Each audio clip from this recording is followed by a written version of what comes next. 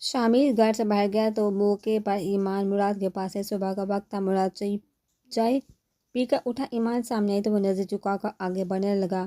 اسے اس رات والی بات یاد تھی، وہ بھی ان سے گریزا ہی رہتا تھا۔ بات سنے وہ جانے لگا تو ایمان نے پیچھے سے پکارا۔ وہ رک گیا اور مڑ کر ایمان کو دیکھا۔ میں اس رات کے لیے آپ سے معافی چاہتی، مجھے آپ سے اس طرح کا رویہ نہیں رکھنا چاہیے تھا۔ آپ نے مجھے شامل کے مار کھانے سے بچایا تھا، میں اس بات کے لیے آپ کی احسان مند ہوں، مگر اس وقت مجھے کچھ سمجھ نہیں آیا۔ میں نے پریشان میں آپ سے وہ سب کہا۔ ایمان کی بات مکمل ہی ہوئی تھی، مراد نے اس کے بعد کاٹی۔ مجھے نہیں معلوم آپ کو کیا پریشانی تھی، لیکن اتنا کہوں گا آپ نے اچھا نہیں کیا۔ میں آپ کی عزت کرتا ہوں، اس گھر میں صرف ایک میں ہی ہوں جو آپ کی عزت کرتا ہوں، باقی سب کا حال آپ کو جانتی ہے۔ میں بس اتنا کہنا چاہتا ہوں کہ میں آپ کی عزت کرتا ہوں اور قیامت تک کرتا رہوں گا، مراد کہہ کر تیزی سے وہاں سے نکل کر ایمان کا دل بجھ کر رہ گیا۔ اس سے پچھتاوا ہو رہا تھا۔ ایمان اپنے کمرے میں تھی جب ساجدہ اندر آئی اور اس نے ایمان کو بالوں سے پکڑ لیا۔ میری بیٹی پر جادو ٹونا کروایا ہے نا تم نے؟ کل تک تو تمہاری شکل بھی نہیں دیکھنا چاہتا تھا، آج تمہارے پاؤں دو دو کر پیر ہے۔ کون سی پیر؟ فقیر سے لائی تعویذ مجھے بتاؤ۔ ساجدہ نے اسے مارنا شروع کیا۔ چچی میں نے ایسا کچھ نہیں کیا، ایمان روتے ہوئے کہتی۔ میں تجھے ایک بات بتا دوں، شامل کا یہ رویہ 2 دن کا مہمان ہے۔ جیسے تمہاری محبت کو اس کے سر سے اتر گیا، وہ تمہیں پوچھے گا بھی نہیں۔ وہ میرا بیٹا اور میں اسے جانتی ہوں، اس لیے بہتر ہے کہ اپنے اوقات میں رہو، اور تمہاری اوقات ہے کہ تم بنی میں آئی ہو۔ ساجدہ نے کہہ کر اس کے بال چھوڑ دیے۔ کمرے کے دروازے سے گزرتے ہوئے مراد نے ساجدہ کا صرف آخری جملہ سنا تھا، اللہ ہدایت دے، مراد کہتا ہوا سیڑھیاں چڑھ گیا۔ ایمان اب شامل کے کمرے میں ہی رہتی تھی۔ شامل اب زیادہ وقت گھر میں ہی گزارنے لگا تھا۔ اپنے دوستوں کے پاس جانا بھی فی الحال ترک کر دیا تھا۔ ساجدہ ایمان کے آگے پیچھے گھومتا رہتا تھا، اپنی بہن سے کہتا تھا کہ ایمان کام نہیں کرے گی، وہ کام کرے، اور اسی بات کو لے کر روز جھگڑا شروع ہو جاتا۔ ان سب باتوں کی وجہ سے ایمان کو پریشانی سہنی پڑتی تھی۔ اس انسان کی نفرت بھی میری اتنی تکلیف دہ نہیں تھی جتنی اس کی محبت مجھے اذیت دے رہی۔ ایمان نے خود سے کہا۔ ایمان صبح جھاڑو دے کر فارغ ہوئی تو سکینہ کا بیٹا ضمیر اندر داخل ہوا۔ ایمان بھابھی آپ کے ابو آپ سے ملنے آئے، ضمیر نے آتے ہی اعلان کیا۔ ایمان حیران ہو گئی، ایک نے مہینوں میں پہلی بار دیکھا تھا جب اس کے والد جلال اسے ملنے آئے تھے۔ ضمیر کے پیچھے ہے جلال احمد داخل ہوئے۔ شامل بھی گھر پر ہی تھا۔ ایمان ایک دم سے بھاگ اپنے باپ سے لپٹ کے وہ پھول پھول کر رونے لگی۔ شامل آگے بڑھا اور اس نے ایمان کو جلال احمد سے ادا کیا۔ تمہاری ہمت کیسے میرے گھر میں آنے کی؟ شامل نے ان کا گریبان پکڑتے ہوئے کہا۔ میں اپنی بیٹی سے ملنے آئی، جلال احمد نے کہا۔ شامل چھوڑ دے، یہ میرے ابو نے، آپ ان کے ساتھ ایسا سلوک نہیں کر سکتے، ایمان نے اپنے باپ کو چھڑواتے ہوئے کہا۔ تم چپ کرو، تم بنی میں آئی ہو، اور بنی میں آئی ہو لڑکی کا کسی سے کوئی رشتہ نہیں ہوتا، وہ اپنے ماں باپ اور اپنا بیکار چھوڑ کر آ جاتی ہے۔ تم نہ کسی کی بیٹی ہو نہ کسی کی بہن ہو، تم صرف شامل کی بیوی ہو اور بس۔ شامل نے شہادت کی انگلی وارننگ دینے والے انداز میں اوپر کر کے ایمان کو دکھائی اور کہا، اور پھر سے جلال احمد پر حملہ کر دیا۔ مراد چھت سے سارا تماشا دیکھ رہا تھا، وہ نیچے۔ ایمان نے اپنے والد کو پھر چھڑوانے کی کوشش کی تو شامل نے اسے دھکا دیا اور وہ دور جا گری۔ شامل کیوں تماشا کر رہے ہو؟ مراد نے جلال احمد کا گریبان چھڑواتے ہوئے کہا اور شامل کو قابو کرنے کی کوشش کی۔ ایمان کھڑی ہو اور وہ روتی جا رہی تھی۔ ان لوگوں نے میرے بھائی کا قتل کیا، میں انہیں اپنے گھر میں برداشت نہیں کر سکتا۔ ابو آپ یہاں سے چلے جائیے پلیز، میں آپ کی مزید تذلیل برداشت نہیں کر سکتی، ایمان نے روتے ہوئے کہا۔ اسی وجہ سے جلال احمد اتنے مہینوں سے ایمان کے پاس نہیں آتے، ان کو یہی ہوتا کہ شامل انہیں جان سے مار دے گا، انہیں دیکھ کر آپے سے باہر ہو جائے گا، اور وہی ہوا جس کا ان کو ڈر تھا۔ وہ اپنی جان بچا کر وہاں سے چل گئی۔ کاہلی نظر ایمان پر ڈالی اور دروازہ عبور کر کے وہاں سے اوجھل ہو گئے۔ تم کیوں رو رہی ہو؟ بند کرو یہ رونا دھونا، میں نے کہا نا تمہارا میرے علاوہ کسی سے کوئی رشتہ نہیں، اب تم بنی میں آئی ہو، یہ بات ہمیشہ یاد رکھنا۔ بنی میں آئی ہوئی لڑکی کا کوئی نہیں ہوتا سوائے اس کے شوہر کے۔ شامل نے اب ایمان کو شانوں سے جھنجھوڑتے ہوئے کہا۔ ایمان کا رونا مزید تیز ہو گیا تھا، وہ سسکیاں لے لے کر رو رہی تھی۔ کوئی انسانیت ہے یا نہیں تمہارے اندر؟ مراد نے اسے بازو سے پکڑتے ہوئے کہا۔ ان لوگوں کے اندر کوئی انسانیت تھی؟ میرے بھائی کو اتنی بے دردی سے مار دیا، ان کو دیکھتا ہوں تو میرا خون کھولنے لگتا ہے، میرا آج اس کا قتل ہی کر دیتا اگر تم بیچ میں نہ آتے۔ شامل نے مراد کی آنکھوں میں دیکھا، کہا اس کی آنکھیں غصے سے لال تھی۔ اس قتل کا بدلہ تم خون بہا کے صورت میں لے چکے ہو، مراد نے ایمان کی طرف دیکھتے ہوئے کہا۔ وہ سرداروں کا فیصلہ تھا، میرا نہیں، میرے اندر بدلے کی آگ آج بھی موجود ہے، بس حیدر میں ہاتھ لگ جائے۔ شامل نے کہا، اگر تم نے حیدر کو قتل کر دیا تو پھر تمہیں ایمان کو آزاد کرنا پڑے گا، مراد نے یاد دلایا۔ ایمان کو تو میں اب مر کر بھی نہیں چھوڑ سکتا، شامر بولا۔ اس بار وہ آرام سے بولا اور چارپائی پر بیٹھ گیا۔ ان کے سامنے ان کے باپ کو مار سکتا ہے، بار بار پنی میں آئی ہوئی کہہ کر ان کا دل دکھا سکتا ہے، ان کو مار سکتا ہے، ان کی تسلی کر سکتا، لیکن چھوڑ نہیں سکتا۔ مراد نے غصے سے کہا اور آخری نظر ایمان پر ڈالتا وہ واپس اوپر چھت پر چلا گیا۔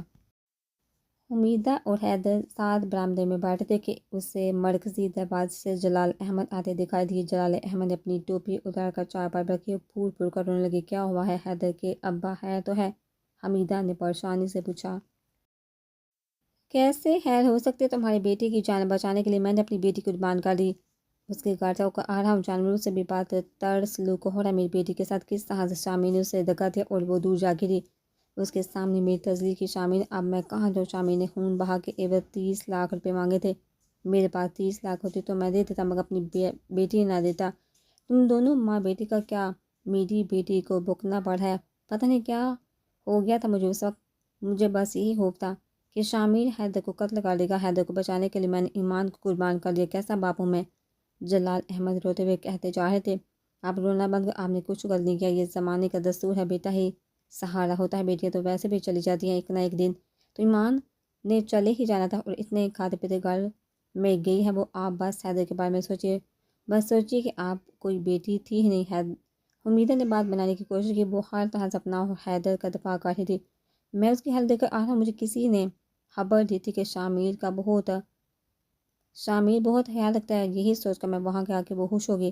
جلال احمد نے کہا، آپ کو دیکھ کر شامل کو غصہ آ گیا ہوگا، آپ کو وہاں نہیں جانا چاہیے تھا۔ حمیدہ نے سمجھایا، تم تو سوتیلی ماں اور تم نے ثابت کر دیا کہ تم سوتیلی ہو، ایمان کی جگہ پر تمہاری اپنی بیٹی ہوتی تو کیا پھر بھی تم یہی کرتی؟ جلال احمد نے پوچھا۔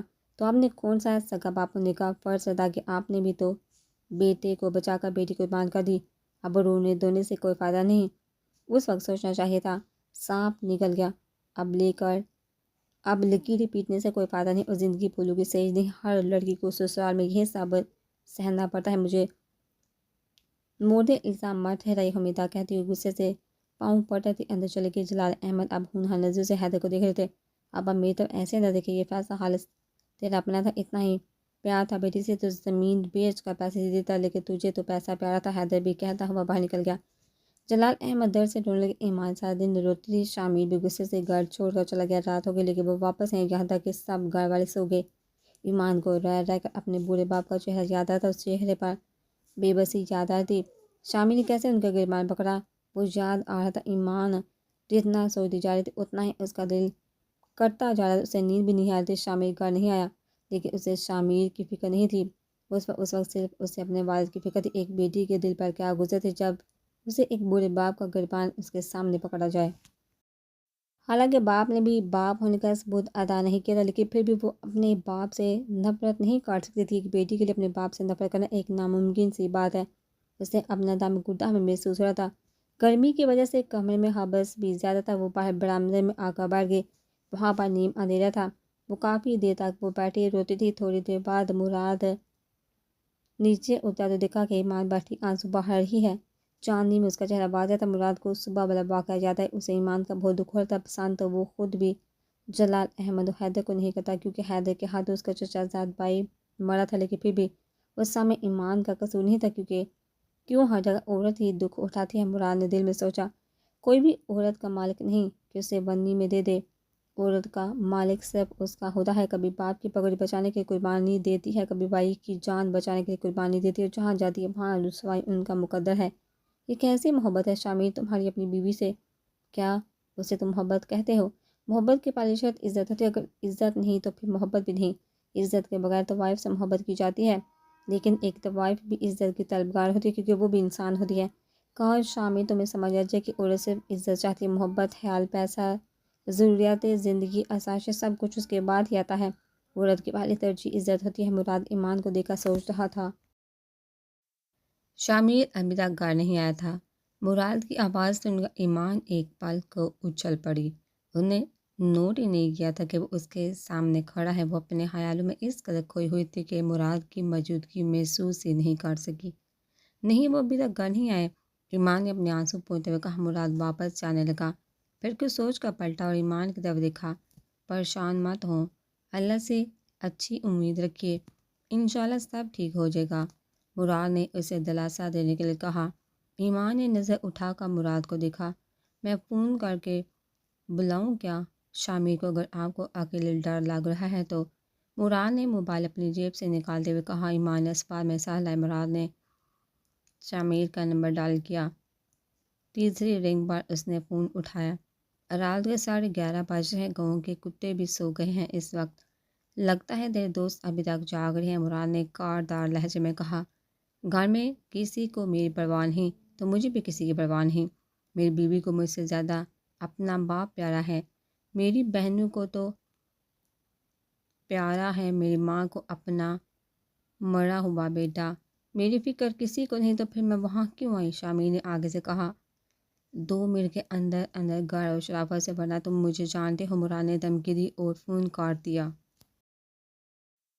تھوڑی دیر بعد شامر گھر آیا، دیکھا تو ایمان بیٹھی ہوئی ہے اور مراد سامنے کھڑا ہے۔ معافی مانگ ان سے، مراد نے کہا۔ مراد معافی تو آج تک شامر نے اپنے باپ سے نہیں مانگی، شامر نے مراد کے کندھے پر ہاتھ رکھتے ہوئے کہا۔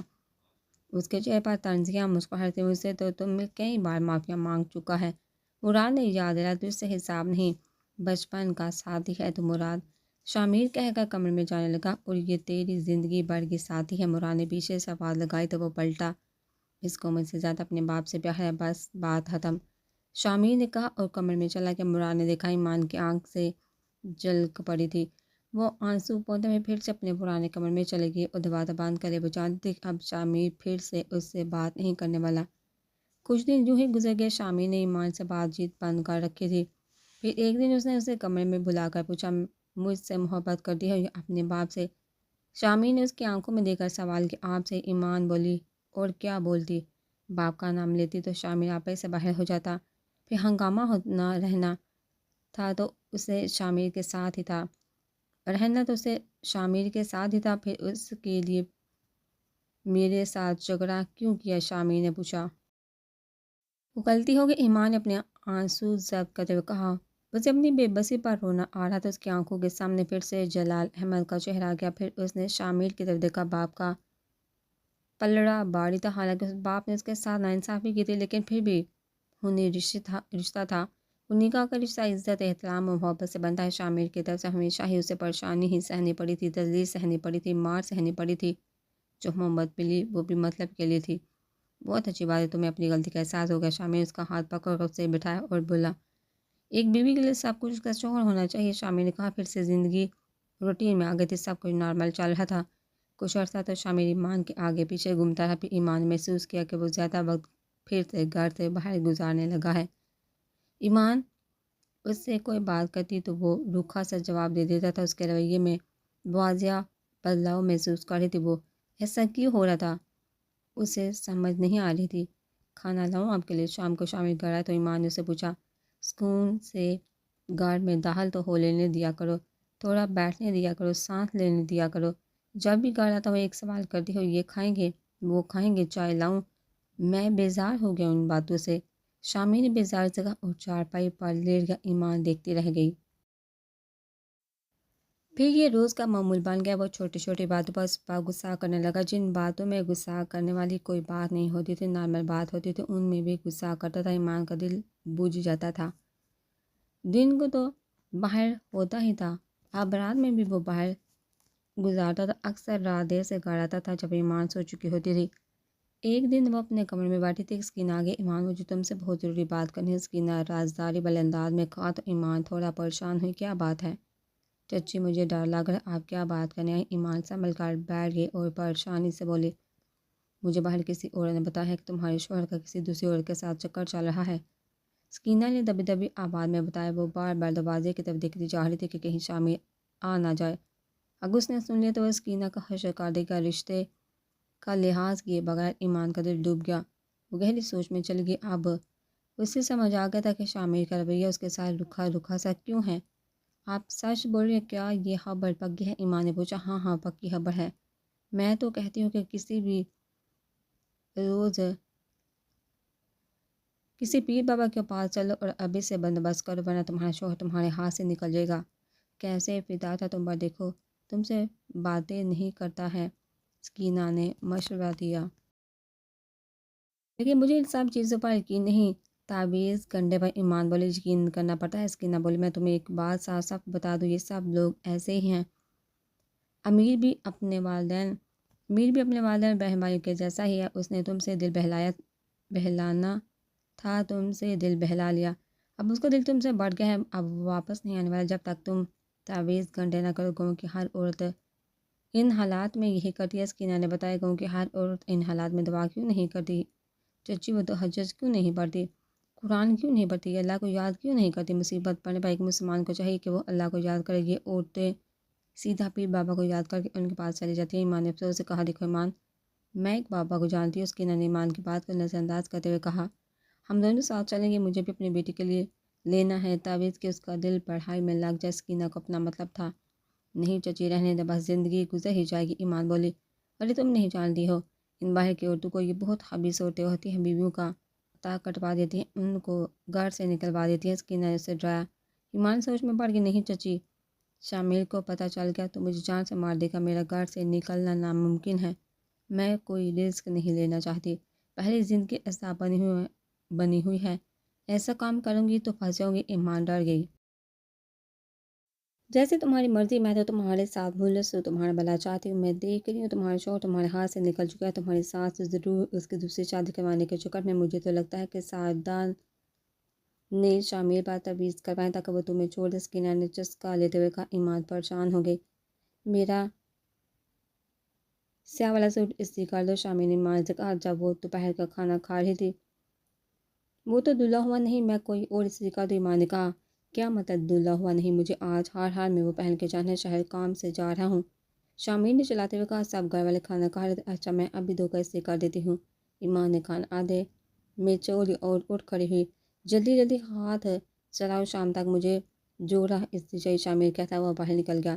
مراد نے دیکھا ایمان نے کھانا آدھے میں چھوڑ دیا تو اسے دکھ ہوا، پھر مراد بھی باہر چلا گیا۔ شام سے تھوڑی دیر پہلے مراد گھر آیا، وہ چھت کی طرف جا رہا تھا کہ ایمان کے کمرے سے اس کی سسکیوں کی آواز سنائی دی۔ وہ تھوڑا پریشان ہوا، شامل باہر تھا، وہ دیکھ چکا تھا، باقی گھر والے سب باہر سیر سپاٹے میں تھے۔ پہلے اس نے سوچا کہ نظر انداز کر کے چلا جائے، پھر اس کا دل نہیں مانا، دروازہ آدھا کھلا ہوا تھا، اس نے پورا دروازہ کھولا اور کمرے میں داخل ہو گیا۔ کیا بات ہے تو ہے، آپ کیوں رو رہی ہیں؟ مراد نے کہا تو ایمان نے شامل کا سیاہ سوٹ اسے دکھایا جو کہ استری کرتی ہوئی جل چکا تھا۔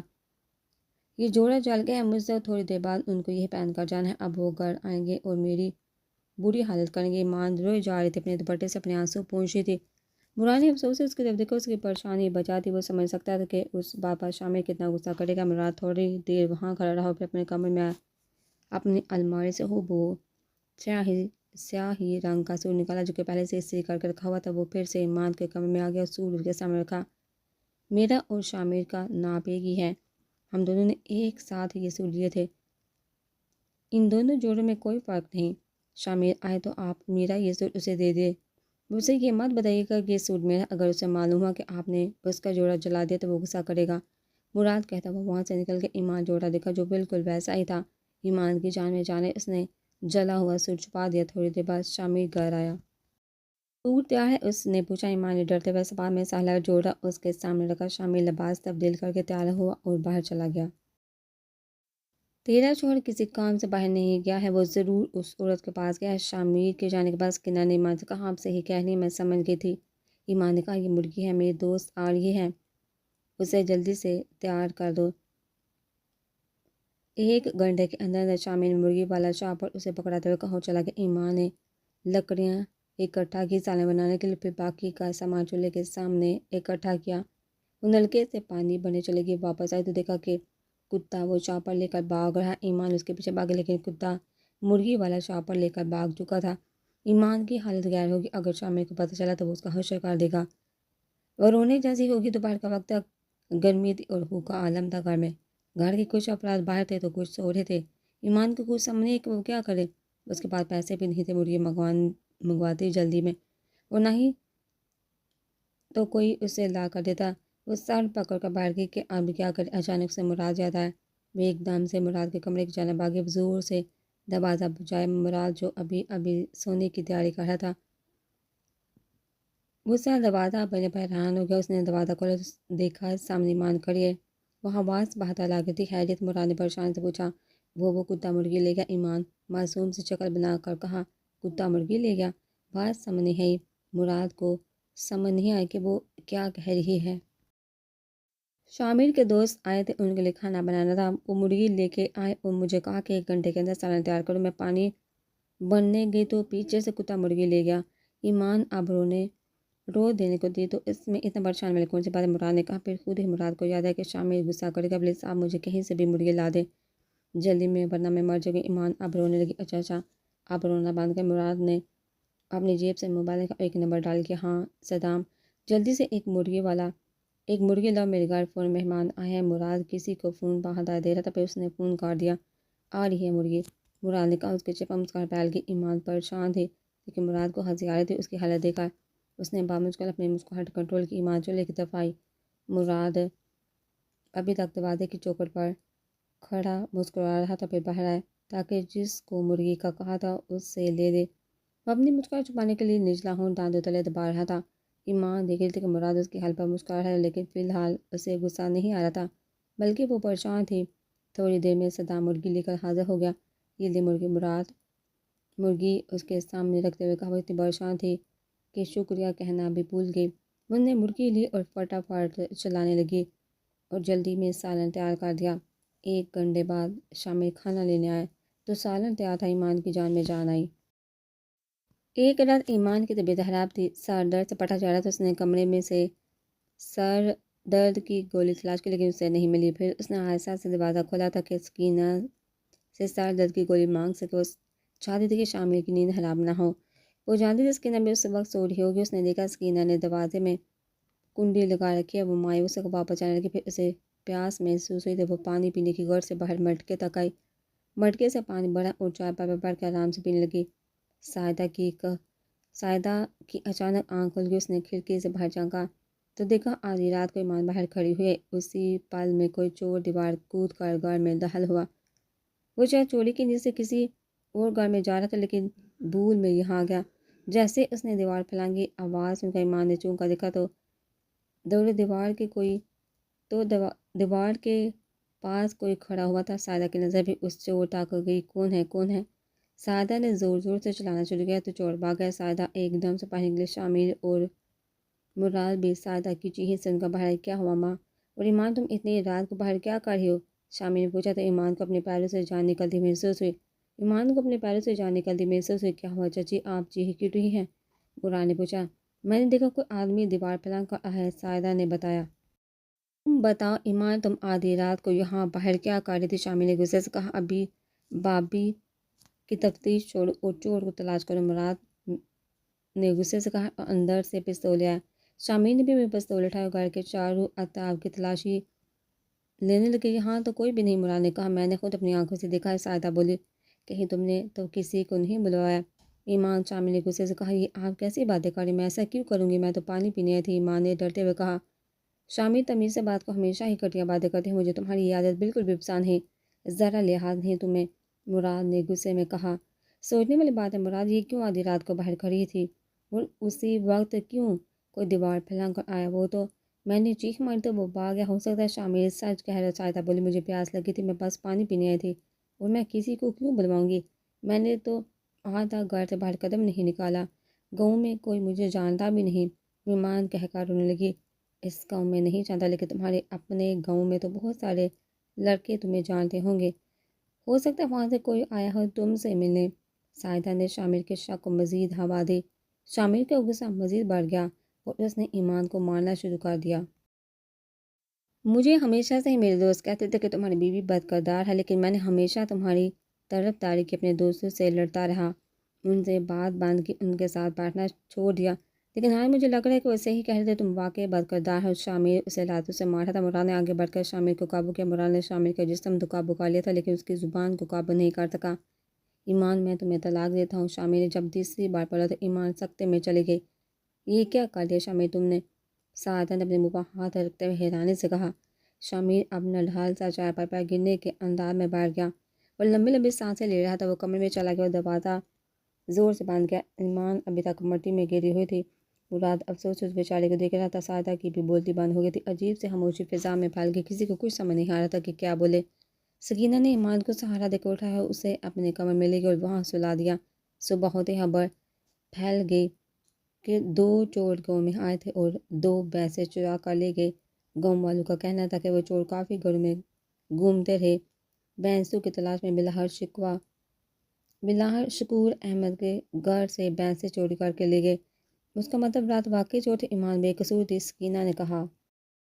کمرے میں سعادہ، سکینہ، مراد اور شامل کی میٹنگ چل رہی تھی۔ رات ہونے والے واقعات کا سب ان کو پتہ تھا کہ گھر والوں کو بتانے سے سعادہ نے سختی سے منع کیا تھا۔ سعادہ چچی، ساری غلطی آپ کی، آپ نے ہی شامل کے شک کو ہوا دی۔ بنی میں آئی ہوئی لڑکی اب واپس نہیں کر سکتے، سارا گاؤں ہمارا مذاق اڑائے گا، سعادہ بولی، اور اب بنا کسی جائز رشتے کے اسے شامل کے ساتھ اس گھر میں بھی نہیں رکھ سکتے آپ۔ مراد نے کہا۔ شامل کی حالت بری تھی، وہ بس غصے سے کسی غیر مرئی نکتے کو دیکھ رہا تھا۔ اس کی آنکھیں سرخ تھی، پچھتاوا ہی پچھتاوا تھا۔ مجھے ایک ترکیب آئی ہے، سعادہ نے سوچ کر بولا۔ کیا؟ سکینہ بولی، ابھی یہ بات ہمارے درمیان ہے، گھر کے باقی افراد کو بھی نہیں معلوم، یہاں کہ عافیہ اور صفیہ کو بھی نہیں معلوم کہ کیا ہوا۔ ہم اس بات کو راز ہی رکھتے ہیں، سعادہ بولی۔ لیکن راز رکھنے سے کیا ہوگا؟ رشتہ تو ختم ہو گیا اس کا اور شامل کا، سکینہ بولی۔ میں اس گند کا اپنے چھوٹے بیٹے رشید سے پڑوا دوں گی۔ سعادہ کا اتنا کہنا تھا کہ شامل غصے سے اٹھا۔ خبردار اماں، جو ایسی بات کی، میں جان سے مار دوں گا اس کو جس نے میری بیوی سے نکاح کا سوچا بھی۔ شامل نے سرخ آنکھوں کے ساتھ سعادہ کو دیکھ کر کہا۔ وہ اب تمہاری بیوی نہیں، سکینہ بولے۔ شامل، میری پوری بات سن لو پھر غصہ کرو۔ ہم اسے واپس نہیں بھیج سکتے، اگر ایسا کریں گے تو بدنامی ہوگی۔ وہ بنا کسی جائز رشتے کے اسے یہاں نہیں رکھ سکتے۔ اب ایک یہی راستہ ہے کہ میں اس کا نکاح رشید۔ شامل نے سعادہ کی بات مکمل نہیں ہونے دی۔ اماں آگے ایک لفظ مت کہنا، میں اپنی بیوی اپنے چھوٹے بھائی کو دے دوں، وہ اب بھی صرف 15 سال کا ہے، کیا عزت رہ جائے گی میری میرے بھائی کی نظر میں؟ کوئی عقل ہے یا نہیں؟ میں نہیں ہونے دوں گا ایسا کہ میری ہی آنکھوں کے سامنے ایمان میرے بھائی کی بیوی بن کر ہے۔ شامل پھر داڑا۔ میں نے کہا نا، میری بات مکمل ہونے دو۔ سعادہ اب کی بار جی کا بولی، میں اسے رشید کی بیوی نہیں بنا رہی، صرف حلالہ کرنے کا کہہ رہی ہوں۔ نکاح کے اگلے دن ہی رشید سے کہیں گے اسے طلاق دے دے، پھر دوبارہ اس کا نکاح تم سے۔ سعادہ بولے تو مراد غصے سے اٹھ کھڑا ہوا۔ حد ہی ہوگی، مراد کہتا وہ باہر نکل کے، وہ مزید ان کی بکواس نہیں سن سکتا تھا۔ سعادہ نے مراد کو جاتے ہوئے دیکھا اور پھر اپنی بات جاری کی۔ دیکھو شامل، یہی ایک واحد راستہ ہے، تم کچھ تو صبر کرو ورنہ تمہیں ایمان کو واپس بھیجنا ہوگا اور سارا گاؤں لعنت ملامت کرے گا، ہمر کیا عزت رہ جائے گی۔ سعادہ نے سمجھا اب کی بار شامل نے اس کی بات پر کان دھرے، لیکن عدت سکینہ بولے، عدت اسی گھر میں رازداری کے ساتھ اسے مکمل کرواتے ہیں، کسی کو کانو کان خبر نہیں ہوگی، اور ایمان کا منہ بھی ہمیں بند کروانا ہوگا۔ عدت پوری کرنے کے بعد اس کا نکاح رشید سے کروا کر حلالہ کرواتے ہیں۔ سعادہ بولی، اماں رشید سے نہیں، ضمیر سے۔ رشید بڑا ہوگا تو وہ اس بات کو یاد کرے گا، میں اسے نظر نہیں ملا پاؤں گا، وہ میرا چھوٹا بھائی ہے، ضمیر بڑا ہے، 18 سال کا سمجھدار ہے، اور میں اس کے آگے کم شرمندہ ہوں گا بنسبت رشید کے۔ شامل نے اب آرام سے کہا۔ آج ضمیر بھی صبح سے ایک نکاح ہی تو کرنا ہے، رشید نہ صحیح ضمیر صحیح۔ سعادہ نے کہہ کر سکینہ کو دکھا۔ سکینہ سوچ میں پڑ گئی، اس کا بیٹا بکرا بن رہا تھا لیکن وہ چپ رہی۔ شامل باہر چلا گیا۔ اب وہ پرسکون تھا کہ اس مسئلے کا کوئی تو حل نکلا۔ وہ اس بات کو اپنی غیرت کے خلاف سمجھ رہا تھا کہ اس کی بیوی کسی اور کے پاس چلی جائے۔